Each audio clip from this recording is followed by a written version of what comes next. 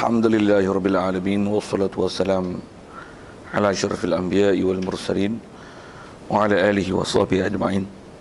Subhanaka la ilma lana illa ma 'allamtana innaka antal alimul hakim. La haula wala quwwata illa billahil aliyyil azim. Rabbi shrah li sadri wa yassir li amri wahlul 'uqdatam min lisani yafqahu qawli. Allahumma iftah 'alaina bi futuhil 'arifin bik. Allahumma ij'alna minal ladzina yastami'una al-qawla fayattabi'una ahsana. Allahumma alimna mimma jahilna wanfa'na bima 'allamtana wa zidna ilman nafi'an ya rabbal alamin.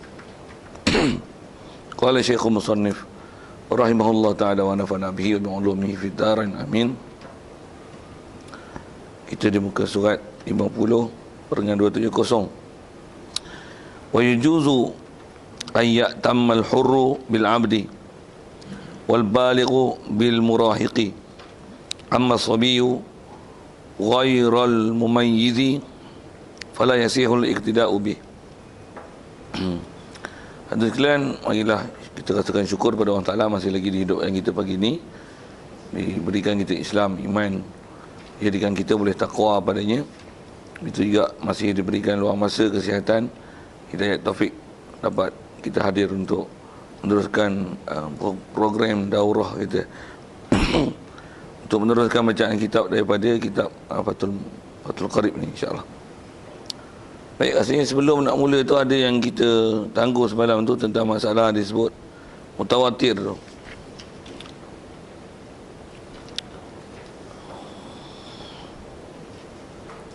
Mana perkataan dia?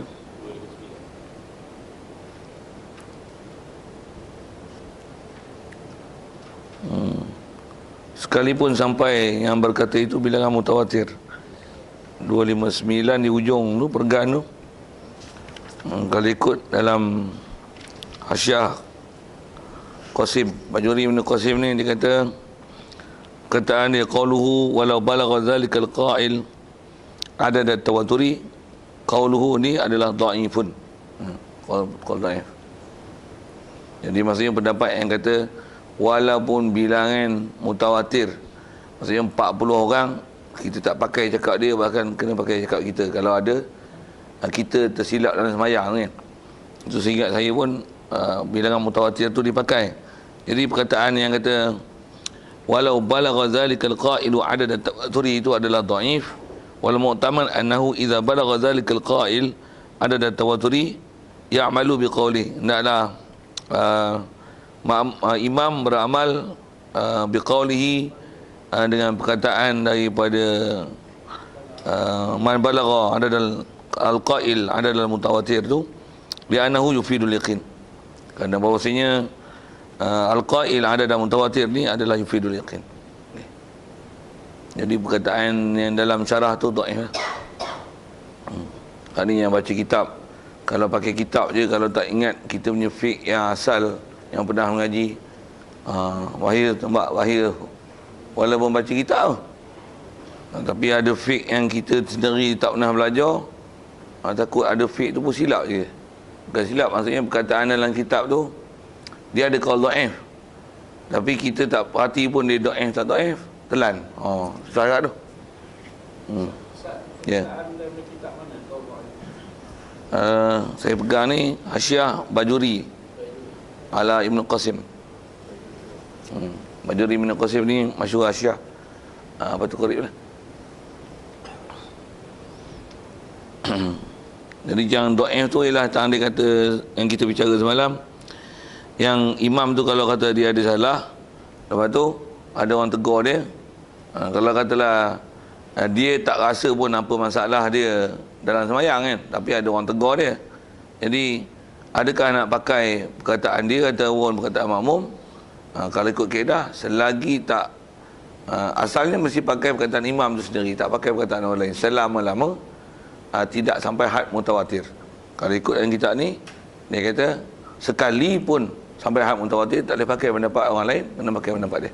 Maksudnya mengikut kaedah apa yang diyakini oleh imam. Kalau ikut pendapat yang kata tak pakai pendapat orang yang menegur dia, yang qail kata imam ni tersalah, sekalipun bilangan mutawatir tu, qaul itu adalah dhaif. Okay.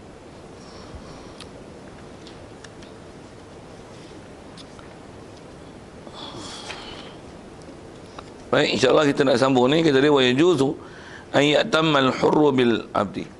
Harus bahawa mengikut oleh orang merdeka bil abdi dengan hamba. Orang merdeka boleh ikut hamba. Maksudnya hamba boleh jadi imam. Dan hamba ni mesti hamba yang murad dalam fiqh lah, dalam syar'i. Hamba dengan mana orang yang orang kafir yang dapat kita tawan dalam peperangan, yang ditawan dengan kita dan faham tu di Islam, orang kafir itu sama ada kanak-kanak lelaki tersebut dia membesar, kita asuh sebagai Islam, status dia hamba, dah kita asuh dia elok, dia pandai Quran, kita bagi dia jadi imam, sah untuk hamba ni jadi imam, sah. Wal balighu bil murahiqi, dan sah untuk orang baligh dia mengikut bil murahiq dengan orang murahiq. Murahiq ni ialah kanak-kanak yang hampir baligh, yang dia bukan tahapnya sabi, tapi dia dah sampai had mumayyiz dan bahkan lebih daripada itu. Jadi dia bainal mumayyiz wal baligh, baina hadil mumayyiz wal baligh. Jadi selepas daripada had mumayyiz tapi tak baligh lagi, tu dia panggil murahiq. Setengah kitab Jawi dia terjemahkan murahiq ni hampir baligh. Kalau kata hampir baligh dengan umur adalah 15, umur 12 tahun, umur 11 tahun, 13 tahun, yang belum baligh tapi hampir baligh, sah untuk kita ikut imam yang macam ni, sah murahiq macam ni. Amma sabiyyu ghairul mumayyiz, adapun sabi yang ghairul mumayyiz, adapun sabi yang ghairul mumayyiz, fala yasihul iqtida'u bih, tak sah iqtida' bihi bi sabi yang ghairul mumayyiz. Jadi kebolehan untuk jadi imam ni mestilah imam yang memang dia tu sendiri sah sembahyang dia, boleh. Satu, kalau dia sabi, dia ghairul mumayyiz, yang menyebabkan tak sah tu adalah ketiadaan mumayyiznya dia tu. Sembahyang pun dia Allahu Akbar, tengok sana, garu sana, tak kita tahu lari ya imam ni. Tu harus tu tak sah tu kan. Satu, kalau kata 7 tahun, 8 tahun, dia memang kita dah asuh tertib sembahyang dia semua elok, bacaan Fatihah apa semua, bahasa lainnya, sembahyang dia memang sah jadi imam walaupun masih kecil, walaupun yang ikut belakang dia mak dia, kakak dia. Jadi sebab boleh ke sembahyang? Boleh, sah. Jadi syarat ke boleh? Tak syarat. Tapi syaratnya mesti, kalau saya punya bahasa mudah saya sebut ni, mesti yang jadi imam tu, kalau kanak-kanak tu dia sendiri dah sah lah sembahyang dia, sah jadi imam dengan bacaan dia, dengan bersuci dia, wuduk dia, semua selesai, sah jadi imam. Dan budak macam ni lah yang kalau ikut boleh buat pergi masjid, pasal dia boleh dari kawal, dan buat pergi sembahyang Jumaat, boleh kawal. Yang budak-budak yang tak ada kawal tu, hak tu yang kalau ikut tak dibagi buat masjid tu, hak tu macam lembu dengan kambing tu, pasal kencing tak kerti, berak tak kerti pula tu, luar kawalan tu. Bahasa saya gunakan bahasa lembu kambing. Saya ngaji pun untuk guru guna bahasa gitu. Ni macam lembu kambing buat main masjid. Apa? Cucak awaknya bek bung. Bek. Tu. Kita tegur pun kan jadi apa? Tu lembu dengan kambing. Tu susah buat masjid. Tu susah buat masjid, tambah pula lembu dengan kambing yang jenis kecil berak ni. Kecing. Jenuh kita. Tu lembu dengan kambing. Tu tak payah buat masjid. Ada orang kata, lembu dengan kambing Ustaz, ni orang Ustaz. Memanglah orang, tapi kepala otak macam lembu dengan kambing lagi, taraf dia tu. Mufi kan bahasa itu tak? Pasal dia kecing berak orang kata, dia istilahnya belum mumayyiz, belum berakhir. Contoh kalau istilah kanak-kanak yang disebut dalam fiqh, istilah kanak-kanak, sah kanak-kanak yang kita bicara ni, kanak-kanak yang ni yang dah baligh, baligh sudah dah, kanak-kanak yang istilahnya sembahyang dia boleh sah tu, tu bicara tu. Bahkan kalau ikut orang fiqh katalah hukum, ada orang dewasa yang dicuai, dia tak mau duduk depan, kanak-kanak ni memang sembahyang dia elok, yang disebut imam pun dia boleh jadi imam, dia nak duduk depan, disebabkan cuainya orang baligh duduk belakang, jadi sah untuk dia duduk depan, tak ada masalah. Jadi bila sebut sah tu, maksudnya fahamlah bab bersuci dia, khitan dia, apa semua, selesailah tu. Janganlah tanya tak lagi ulama, tak sama masuk lah tu. Tu bersuci dia pun tak selesai. Tu tak sama masuk tak sama masuk cerita bab ni. Pasal isu yang tu istilah orang yang tak sah untuk jadi imam. Jangan kata tak sah jadi imam. Dia tu tak sah pasal masih belum sah bersuci. Ada pun dia walaupun kanak-kanak tapi sah dah bersuci, tu bahasa mudahnya memang sah dah sembahyang dia. Selesai. Selesai dah tu. Dia boleh duduk sah depan tu. Tu jadi imam pun boleh. Satu kadang-kadang ada silap faham orang kita dah, dia acik kanak-kanak dia halau kan. Kalau memang kanak-kanak tarah lembu kambing tu memang tu bukan halau, tu memang tak payah bawa masjid. Ada pun memang kanak-kanak, walaupun dia kanak-kanak, tapi tahap dia kadang-kadang banding dengan hak balik tu, bahkan bukan balik, habis balik lah. Kalau saya guna bahasa tu, faham habis balik tak? Habis balik faham tak? Dah tu ke balik dengan tanda-tanda balik tak? Ni habis balik. Habis balik maksudnya kalau di sebelah orang lelaki ni tak boleh bersama sama isteri lah. Tu habis balik lah. Kalau di sebelah orang perempuannya Aisyah lah, Aisyah lah, monopos lah. Kalau mu cowoknya apa? Laih. Laih. Apa cerita ni? Jadi banding kanak-kanak ni pandai lagi pada hak balik tu. Memang dia sepatutnya jadi imam nak duduk depan. Hak ni sepatutnya tak arah kanak-kanak. Bahkan OKU. OKU tahu ni? Kurang. Orang kurang upaya dari sudut ilmu dan keupayaan jadi imam. Malu ke budak ya tu nak syarah kat tu pun boleh.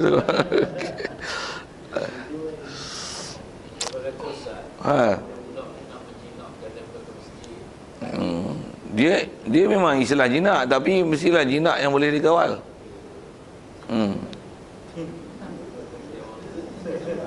Pasal duduk masjid bukan jinak liau. Okey, ayat tu betul. Nak Pak Imam lah tu. Pasal ada budak-budak, tapi budak cerita budak nakal sikit. Sembayang mana duduk tengah sujud tu gagau habis kata. Ya ada tu. Pakat marah habis jemaah. Anak pun anak Tok Imam, anak Bilal. Okey. Merosakkan reputasi kanak-kanak. Jadi yang ni yang black record ni terus ada bawa. Itu yang saya bahasa saya ngaji pun saya pun guna bahasa juga apa bahasa tu. Lembu dengan kambing terus ada bawa masjid. Jadi maksudnya nak bawa atau nak jinak budak-budak yang kita dah asuh dah makan ajar, bawa masjid. Ni bawa masjid. Kalau tidak dia akan jadi suasana itulah pesta kanak-kanak. Tengok hari masjid sudah. Kalau hari Jumaat yang tempat ada kanak-kanak main masjid ni, tambah ada geng dia. Macam mana? Orang khutbah dia bukan tahu adab. Terpaksa bawa. Tok Siah tu bila terpaksa bagi sound macam tu. Satu hal pula. Buat kayu pula lah. Leceh tu. Dia kata itu istilahnya lembu kambing tu. Sepatutnya tak jadi macam tu. Jadi atas kata nak menjinak ni dah diasuh betul dan dengan kawalan. Dengan kawalan bapak. Kalau bapak ada tengok bising anak dia macam ni, bapak dia tunjuk je. Anak dia tengok bapak dia tunjuk, kawan dia beritahu, "Wei, bapak kau." Dia tengok bapak dia tunjuk je. Hatu bawa. Ni bapak dia ambat dia lari. Abah. Hatu tak boleh bawa. Hatu tak boleh bawa. Hatu bukan keedah dia menjinak. Nak pergi jinak dia rumah tu. Jinak pergi jinak dia rumah tu. Dengar dia tu. Nak pergi jinak dia rumah tu. Maksudnya dia dah makan ajar. Kalau istilah kita memburu ni haiwan yang mu'allamah. Kalau anjing tu anjing yang makan ajar. Kan kita pergi memburu. Nak saya cerita mu'allamah dan makan ajar tu nak sebut tu. Kalau anjing yang tak reti memburu ni, kita tak boleh bawa pasal dia bahaya. Lagi mati binatangnya dibengkai. Yang kita makan ajar tu macam mana? Kalau katalah kita buat pergi memburu anjing ni yang kita dah latih elok, katalah sekor pelanduk lalu, dia pun wow. Dia kejar tu kita panggil, doggy, stop. Dia pun wow. Balik. Pasal kita suruh stop. Aku kata jangan. Stop. Walaupun kelekut dah diasuh, dah biasa dengan dia, ada binatang pemburuan hampir gonggong. Kan? Tapi bila kita stop. Kita kata stop, dia stop. Tu go. Tengah dia nak gigit tu, stop. Itu haiwan mu'allamah. Fakulu mimma amsakna alaikum. Quran tu. Makanlah mana-mana binatang jawarih yang dia akan berhenti dengan sebab perintah kamu. Wazkuri ismallah apa tu? Tentulah biasa nak sebut mu'alamah. Jadi kalau haiwan mu'alamah baru lewat memburu, baru sah. Ni kanak-kanak apa istilahnya mu'alamah. Tapi bukanlah haiwan mu'alamah ni. Kanak-kanak yang mu'alam. Maksudnya yang dah ditarbiyah, murabbat. Mu'alafah, ya. Yang dah diperjinah, baru boleh taklifkan dia untuk pergi masjid. Dia tahu tertib. Dah berikan input ilmu. Dia tahu ini masjid. Kawan ni bising pun, dia masjid lah. Kau ingat pasar ke? Okey, best. Lepas tu bawa. Like, setuju? Okey. Anak yang lembu kambing jangan dia bawa. Ya. Sinul murahik. Ya. Dia masalah aurat dengan masalah sentuh batal wuduk tak batal wuduk tu ya. Kalau ikut keberangkaliannya orang yang macam murahik ni di tahap tu lah. Maksudnya nisbah aurat dah kena jaga pasal dia dah sampai sinul murahik tu. Bahkan masalah sentuh batal wuduk tak batal wuduk.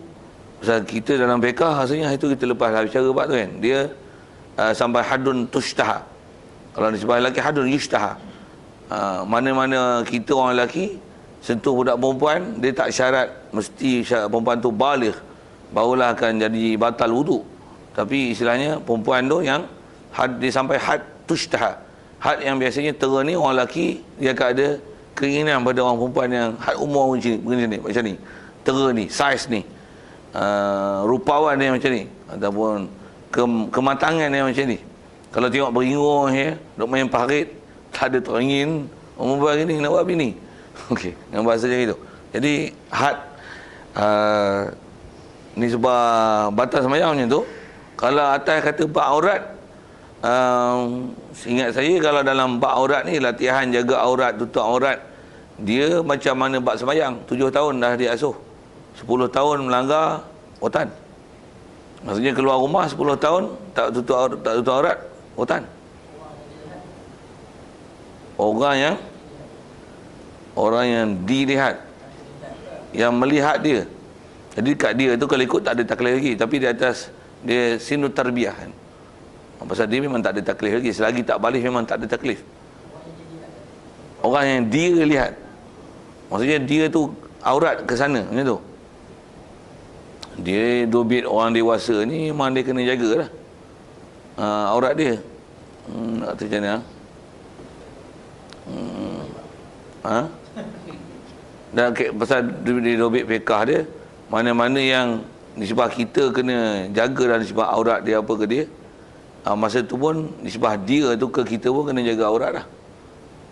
Buat misalnya ni kalau katalah anak umur 3 tahun, mak dia mandikan, mak dia katalah pakai basah pinggang ke bawah je, tak ada masalah, pakai spender boleh tu, pakai seluar pendek je, mandikan anak dia. Anak dia tengok selayut sana selayut sini, tak ada heran. Kalau umur macam tu tak apa, tapi kalau umur 7 tahun 8 tahun pakai seluar pendek, mak dia mandikan dia, bapak dia pening dia, tu tak boleh lah. Jadi nisbah bapak tu senang, tu tak boleh. Saya mesti jaga batas lah. Macam mana umur 7 tahun tu kita dah asuh dia batas aurat, bila 10 tahun pun kalau ikut kena jaga tu dalam rumah. Dia tak boleh lah nak telanjang. 9 tahun telanjang lagi selamba tak pakai seluar dalam rumah, baik lelaki baik perempuannya, mana boleh tu. Woi, dah besar lah. Jadi ajar agak malu tu. Umur 7 tahun dah kena ajar, 10 tahun pun langgar boleh pukul. Macam mana tak semayang 10 tahun boleh pukul. Pasal dia peraturan dia dalam fiqh, macam mana kewajipan bab solat yang kata muru auladakum bis solat wa hum abna'u sab'a wadribu 'alaiha wa hum abna'ul 'ashra kama qala. Hendaklah di-applykan dalam semua bab didikan tarbiyah akhlak syar'i. Semua dalam bab sembahyang, puasa, aurat, adab, akhlak, tu bab nazafah, bab kebersihan, bab najis, semua bab bercampur lelaki perempuan. 10 tahun tak lagi apa dah lagi perempuan. Itu juga masalah dia pandang siapa pandang dia tu. Dah dijaga dah tertib kalau ikut dalam syarak. Jadi dia membesar dalam didikan syarak sihat. Tu bayangkan orang yang tak dapat didikan tu, Umur 30 pun tak dapat didikan apa-apa. Dah biasa dengan duduk semeja, duduk tepuk rumah aku, main kejar-kejar. Umur 14, umur sekolah menengah main polis aktif lagi kat sekolah dengan gurang perempuan. Main galah panjang dulu kan. Galah panjang tahu kan? Fru lari masuk main tenting kan. Tu sekolah rendah lah main tenting, sekolah menengah tak main tenting lah. Biasa main tenting kan. Ambil rumah baling kat belakang, pangkal ni rumah aku kan. Untuk lompat ni pijak kaki dua, tahu tak? Tu panggil apa tu? Tenting. Jengkit-jengkit. Oh, jengkit-jengkit. Bukan panggil tenting kan tak? Tapi sama je. Okey. Nak kata benda tu zaman kita dulu kadang-kadang benda tu dia luar kawalan sikit. Saya kata luar kawalan pasal main apa? Musang dengan ayam. Senang. Ibu ayam jaga anak dia, ada musang kan. Laki perempuan duk pegang, kepit. Tadi tak ada apa tu satu hal. Memanglah budak-budak tak ada apa kan, tapi ingat lagi saya. Besar dah masa tu ya. Memang besar dah tu, tapi saya nak kata gini. Jadi maksudnya dulu kita tak diasuh tau dengan suasana macam tu. Macam mana pun lah ni memang kita tak tengok, jaranglah nak tengok suasana main ayam, ibu ayam jaga anak dia, musang nak tangkap, ting-ting main jengkit-jengkit lah. Tak ada lah, dia model lah. Lah ni semua duduk kan, dia buat macam mana? Budak-budak lah ni tu kan. Dia tukar zaman lah. Tak ada lah, tengok permainan macam tu, tak ada lah. Macam mana kita dulu kalau musim hujan macam mana? Hujannya mak nak main hujan, betul tak? Sikit-sikit cerita kanak-kanak sikit. Bila lah ni ada budak-budak bila hujan mak nak main hujan ada? Ada tu. Tak ada, tak pernah minta pun. Tak pernah minta pun. Kita dulu kalau hujan sekolah menengah pun minta main hujan lagi. Saya dulu kalau hujan lari sekampung. Tempah ada pancuk air tu, duduk mandi, lari sana pula main kejar-kejar, main bola tengah hujan tu. Jadi suasana dulu tu macam tu lah kan. Pasal dulu tak ada benda-benda lara macam ni. Lah ni dia memang tak ada macam tu, tapi dia benda lara duduk dalam rumah macam tu lah. Pelajar lelaki sebab bengkel tak ada apa. Perempuan bagaimana sikit je. Tak ada apa-apa. Ya, tak betul. Zaman ustaz lagi lama. Kita ke belakang lagi tak? Betul tak? Anak zaman sekolah rendah semua seluar pendek. Sekolah tingkatan 1, tingkatan 2 seluar pendek lagi. Masuk tingkatan 2 nak pergi 3 tu. Saya antara yang mula-mula lawan pakai seluar panjang. Dalam sekolah Zaman saya perubahan tu, zaman saya berubah. Zaman saya yang berubah mula pakai seluar panjang. Tingkatan dulu 1, 2, 3 kan. Yang kalau ada 2 sidang pagi, sidang petang ni. Tingkatan 1, tingkatan 2 memang seluar pendek lagi. Lepas tu tengok belakang tu, baru dibenarkan seluar panjang dengan sekolah menengah. Sekolah rendah boleh pakai seluar panjang. Dulu semua katok. Seluar katok tu seluar pendek lah. Jadi kita dah dia siaplah asuh itulah. Sikitlah cerita tu sikit. Kenangan memori lalu kan. Baik, asal kita murahik tu ya.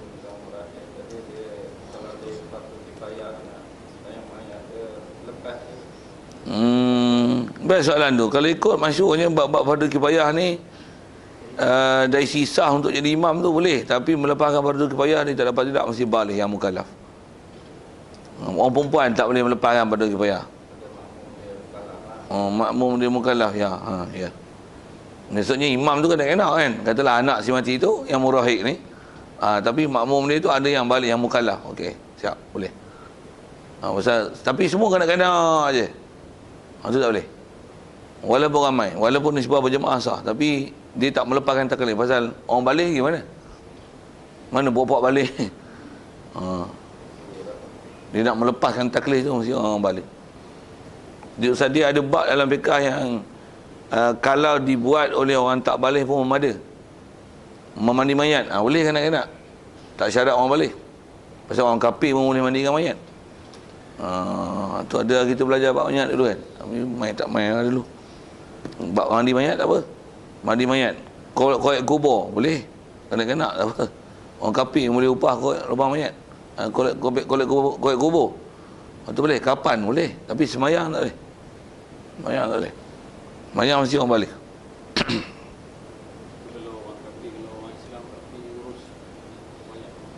Orang Islam pergi urus mayat orang kafir. Itulah kalau ikut dan takrif fiqahnya, kalau kafir tu zimmi, dengan istilah kitabnya tu lah kan. Kalau kafir tu zimmi, maksudnya kalau katalah tak ada orang nak uruskan jenazah dia, mayat dia tu, pasal dia ada hak dimandi, dikafan, ditanam. Semayang memang tak ada lah, cuma tanam perkuburan Islam lah. Maksudnya kemuliaan tu diberi dari sudut mandi, kapan, tanam. Nak kapan cara mana tu ikutlah, tapi hak tu ada. Maksudnya taklah kita ambil dia, tolak kat lubang, kampus tu. Tak. Kalau kafir zimmi tak. Kafir zimmi tak. Nak sebut tentang kafir tu lah. Boleh ke? Ya, dia ada hak tu. Orang dalam bab fiqh. Satu kalau takat pergi ziarah, boleh pergi ziarah. Takziah boleh tak? Takziah. Takziah tu apa? Takziah lah. Ayah awak mati macam tu. Tak betul. Itu bukan takziah tu. Bodoh ya. Bodoh ya. Takziah tu maksudnya mensabarkan. Bahasa lain ta'ziyah. Ta'ziyah tu daripada azza kan. Azza ya'izzu. Azza ya'izzu izzah. Jadi azza yu'azzu. Ta'azza. Ta'ziyatan. Azza ta'azzaza. Tafa'ala. Tafa'ulan. Ni azza ya'izzu. Ta'zizan. Ta'ziyatan. Zakka yuzakki. Tazkiyatan. Itulah tazakkara yuzakkiru tazkiratan. Tazkirah. Ni tazkiyatan. Jadi bila kata ta'ziyah daripada azza, antara mana azza mulia, antara azza mana menguatkan.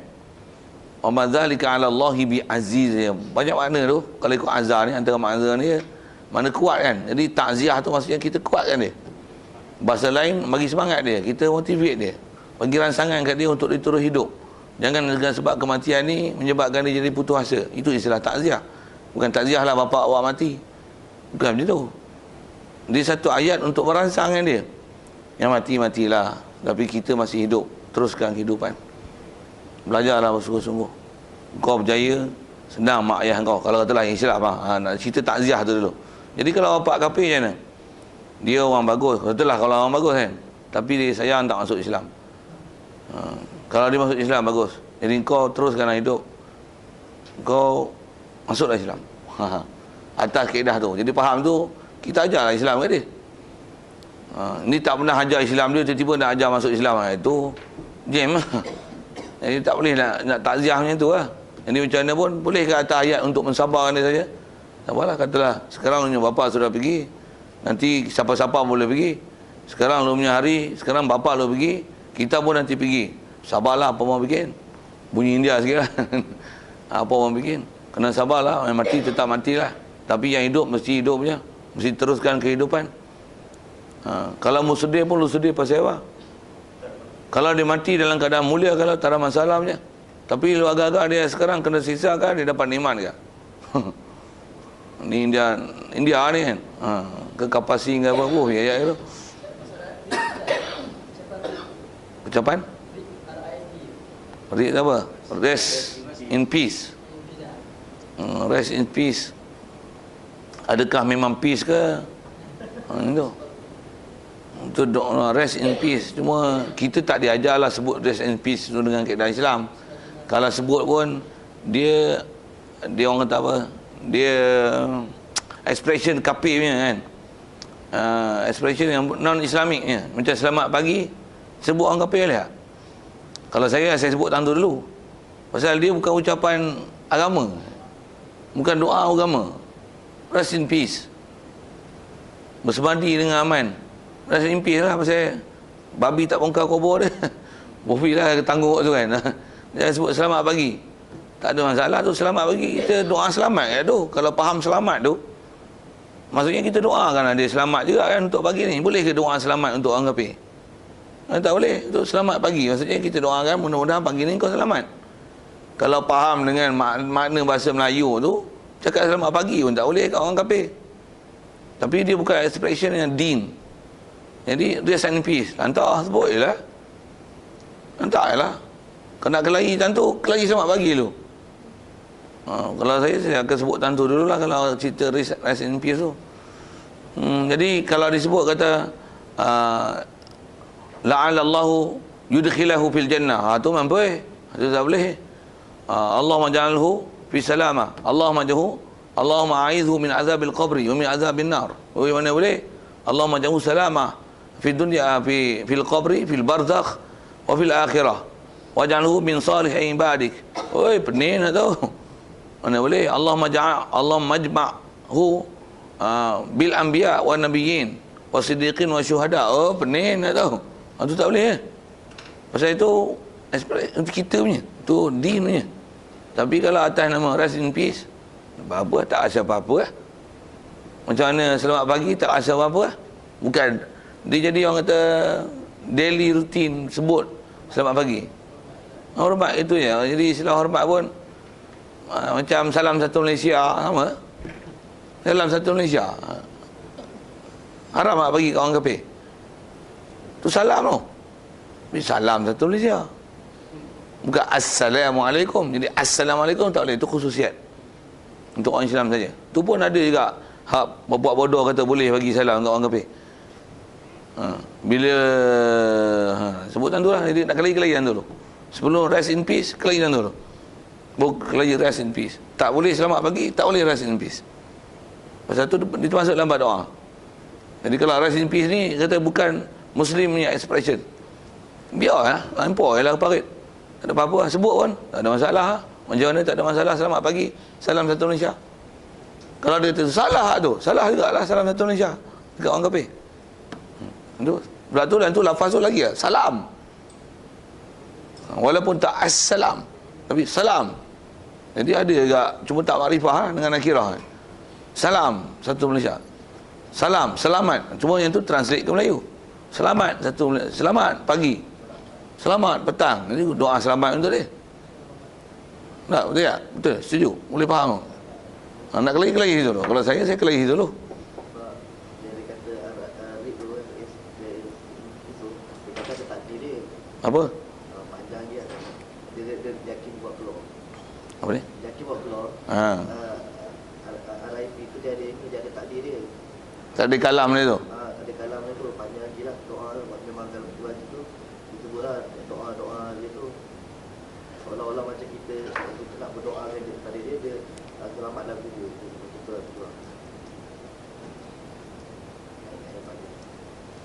Dia kalau nak kelahi situ dah kata tu yang selamat pagi tak ada takdir kalam. Macam mana pun kata pasal nak cerita ni atas isu agama kan. Kalau itu atas isu agama bagi selesai semua lah isu agama. Itu salam satu Malaysia boleh ke reka salam satu Malaysia? Tu bid'ah dolalah tu. Mana ada Islam ajar tu? Fi dolalah tu sudut mana? Tak syar'i tu. Untuk dia jawab apa? Salam satu Malaysia, salam satu Malaysia juga. Tak apa-apa lah. Dia jadi faham bodoh. Pula tu nak bincang tu kafir harbi ke? Dia kafir harbi pasal tak mahu hudud. Yang UMNO harbi ke? Yang tak mahu hudud tu macam mana? Kalau nak kelahi macam tu kan? Kalau kata harbi adakah dengan sebab tolak hudud tu jadi harbi? Dia jadi harbi bukan masalah tentang tolak hudud. Nak sebut kata harbi tu. Tolak hudud harbi je. Kena sifat kafir tu. Dia nak tengok harbi tak harbi tu, cerita Islam dulu, buat ketuhanan dulu. Dia tolak buat Tuhan. Ni cerita Tuhan, buat Allah Ta'ala pun tak nak cerita ke dia. Macam mana nak bagi definisi harbi tu kat dia? Dia kena duduk semeja bincang lah. Duduk balik, bahas balik untuk satu-satu. Boleh selesai. Ni bahas dengan Facebook je. Jadi, yang tu kot, lebih kurang. Apa dia? Melayu harbi. Itulah. Melayu harbi tu tak nak bahas. Kalau ikut yang tu kena bahas dulu. Pasal yang ni di Islam pun tak. Jadi layak lah dengan status kafir dia tu. Dia tak setuju Islam. Memanglah orang kafir. Dia pun tak ditaklif. Nisbah dia nak melaksana. Tak ditaklif pada dia untuk suruh dia melaksana. Yang nak disuruh jangan ditaklif, kita orang Islam. Nisbah kena belajar, kena iktiraf, kena mengaku, kena melaksana. Hak tu yang ramai tak pernah bincang pun masalah tu. Dan adakah bila dia jadi status harbi tu, boleh tak kita sembahyang mayat kat dia? Boleh tak tanam perkuburan Islam? Tak pernah dibahas pun. Kalau ikut kena bahas tu. Patutnya mati kalau ikut yang jenis lawan Islam ni, cincang-cincang-cincangnya buat stok bagi makan singa kat Zoo Taiping tu. Patutnya itu je. Bukan boleh tanam perkuburan Islam. Dah tak Islam dah pun. Kalau atas istilahnya boleh jatuh murtad tu. Tu sepatutnya dibahas. Yang jenis orang kafir ni nanti dah bahas kat orang Islam ni. Orang Islam ni yang banyak masalah. Dia sebab orang kafir ni dia tak tahu apa, banyak kita tak bagi informasi dia tentang Islam. Kalau saya sebut gitu dulu. Dengan apa yang kita duk faham, tengok sya'an apa yang ada. Sepatutnya kelahiran tu, saya kelahi kat orang Islam dulu. Yang orang Islam yang banyak jahil, yang banyak lawan ni. Tu yang kata, kalau nak kata dia harbi, tu UMNO harbi tu macam mana? Bukan all UMNO harbi lah, tapi ada UMNO yang harbi ni. Tambah yang dia punya ru'asa dia, pemimpin-pemimpin dia. Yang bagi ayat-ayat istilahnya menghina, mempelekeh, menjatuhkan status Islam tu. Itu harbi tu. Dan sampai sekarang tak pernah tarik balik. Tu sepatutnya bincang tu macam mana jatuh tak jatuh Islam. Jakim pun kena bahas tu dulu. Tapi pasal Jakim bawah dia orang, tak dibenarkanlah bincang tu. Kau keluar fatwa tu kat kami. Siapa yang jadi panel-panel lu mampu lah. Tak jadi panel lah, kena sepak lah. Tu masalah kat kita tu. Kita tak bahas dengan adil isi sudut hukum akam. Bincang kat tu pula. Jadi asal cerita-cerita tu Sobi murahik balik masuk ke kapi sikit tu lah. Baik. Jadi wala tasihu qudwatu rajulin bi imra'atin. Dan tak sah mengikut seorang lelaki dengan seorang perempuan. Wala bi khunsa muskil, dan juga lelaki tak boleh ikut khunsa muskil. Wala khunsa muskilin, dan tak kena wala khunsa muskilin, dan tak sah ikut oleh khunsa muskil bi imra'atin dengan orang perempuan. Khunsa muskil tak boleh berimamkan imam perempuan. Pasal dia muskil, ada keberangkalian dia lelaki. Tapi dia tak boleh jadi imam pada lelaki pasal keberangkalian dia perempuan. Tapi khunsa muskil dia boleh jadi imam bagi perempuan. Boleh. Dan rasanya kita sebut dah itu bab khunsa muskil pasal dia secara istimewa tu, dia ada dua alat apa kita sebut itu. Nisbah hukum dari segi aurat apa dia macam perempuan pasal dia kena cermat di situ. Nak kata dia jadi imam pada perempuan. Boleh. Pasal dia ada keberangkalian lelaki. Dan juga tunjuk tu, khunsa muskil jadi imam. Dahsyat ni. Maksudnya orang perempuan, orang lelaki, orang khunsa tak kira. Nisbah pendidikan diberi pendidikan Islam yang sama. Maksudnya semua tu insya-Allah membesar sebagai yang soleh solehat. Soleh dan solehah. Pasal apa? Pasal diberi pendidikan Islam betul. Bahkan bagi hak istimewa. Yang ni pelajar istimewa. Macam mana orang cacat bagi hak istimewa. Tu OKU apa tu bagi istimewa yang cacat apa. Ni pun kalau ikut bila muskil aja. Khunsa muskil istimewa. Bagi tahap istimewa. Tambah yang ada dua alat ni, dia istimewa. Istimewa dari sudut ilmu dia kena bagi satu silibus khas. Yang ni dia kena belajar. Pasal apa? Ni dia punya pengetahuan dia. Dia kena tahu hak ni. Pasal apa? Dia je masalah ni. Dia kena tahu hak dia. Begitulah, tak ada lah. Tak ada lagi. Bila tak tahu nak buat sekolah ni tu. Kita buat nanti. Sekolah khunsa. Sekolah khas. Okay. Tak, atas nama khunsa tu nampak benda sikit. Sekolah khas. Bila sebut sekolah khas, maksudnya orang yang kurang upaya tu kan. Sekolah khas kan. Buta, ada yang pekak. Tu sekolah khas. Ni pun termasuk dalam kategori sekolah khas juga. Tak mana khas? Khas saya tahu tu. Ni khas satu, ini khas dua. Wafilah tu. Sepatutnya kena ada. Sekarang ni ada lagi Ustaz? Mana? Ada tak ada tu, tengok pergi check Duk tengok bapuknya ramai macam-macam ada. Tu modified. Tak modified, tak modified macam mana pun. Atas ada tak ada, fiqah bila bicara, apa maksud?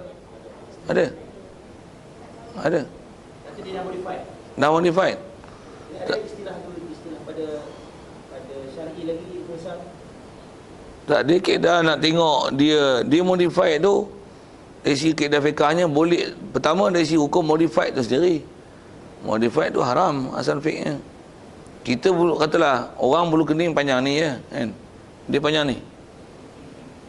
Kalau istilahnya mudarat sampai tutup mata, boleh potong.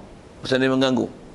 Kalau dia memang panjang ni tapi tajam gitu, tak pernah ada masalah tutup mata. Bahkan dia berbangga dengan keistimewaan yang ada pada dia. Sikit lah buah ayat itu kan. Haram potong. Haram modified. Macam apa? Ada masalah apa? Macam jari lebih satu.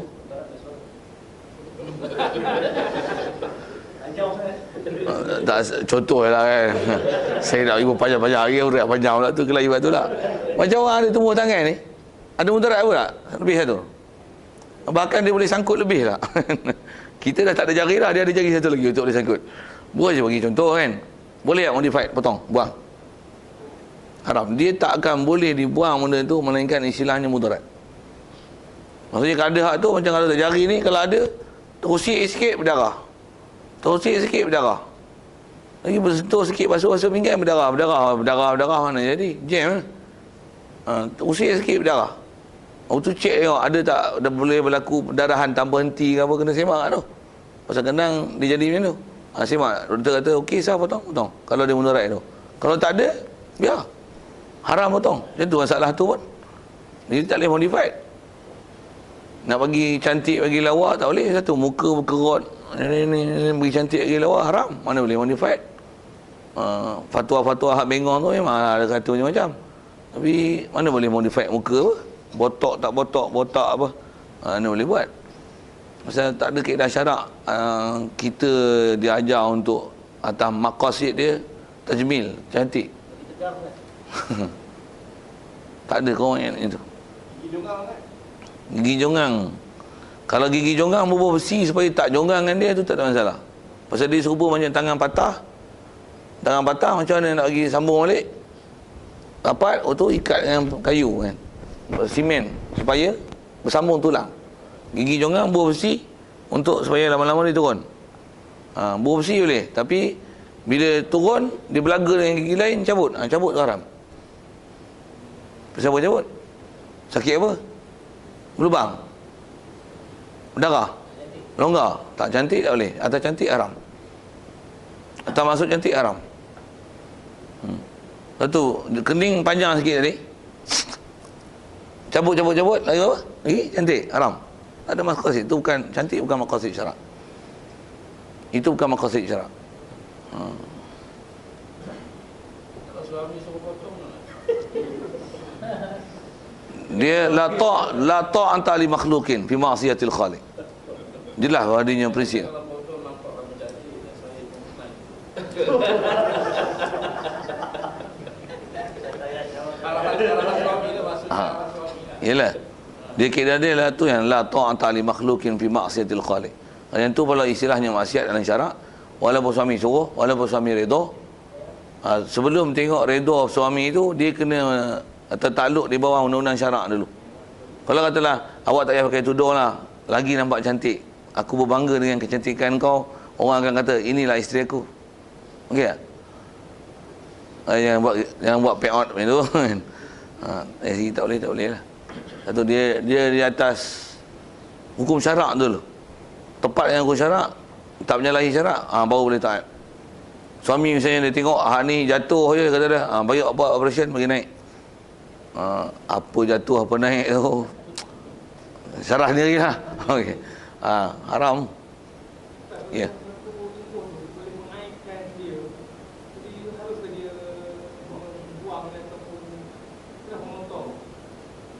Mana yang satu lagi tu? Kalau dia tumbuh tu, fikirkan boleh jangan mengaitkan dia.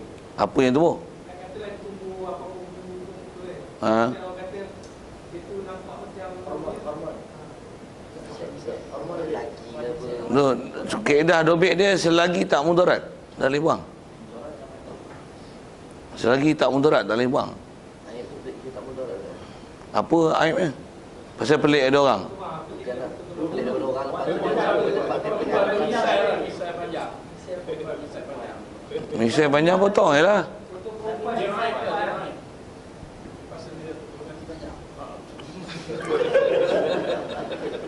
Benda kalau bulu kaki panjang, orang perempuan ada bulu dada pun biar itu tak. Orang perempuan ada bulu dada, apa tu, bulu betih lebat pada orang jantan kan. Bulu dada macam bulu beruk. Bufi kan. Bufi kan. Nak tunjuk kata aib lah bahasa tu. Kan beruk tu bahasa aib sikit. Untuk rambut tumbuh sampai ke dahi macam ni.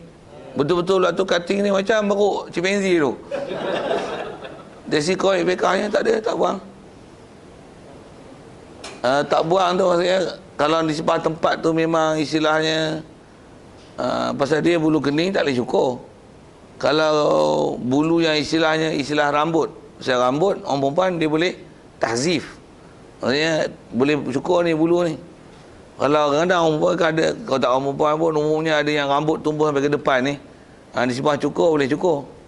Untuk istilahnya meluaskan ruang muka ni. BP ni tengok kita lah, orang jantan pun cukur. Yang ni memang yang tempat yang memang ada khilaf mazhab satu hal lah. Ni sebab orang perempuan lagilah tak apa. Lagilah tak apa. Kan? Kalau orang lelaki pun istilahnya ada, walaupun pendapat yang kata boleh buang tu tak kuat. Tapi ada yang pendapat tambah orang perempuan lagi tak ada masalah. Tapi kalau kata tempat-tempat tu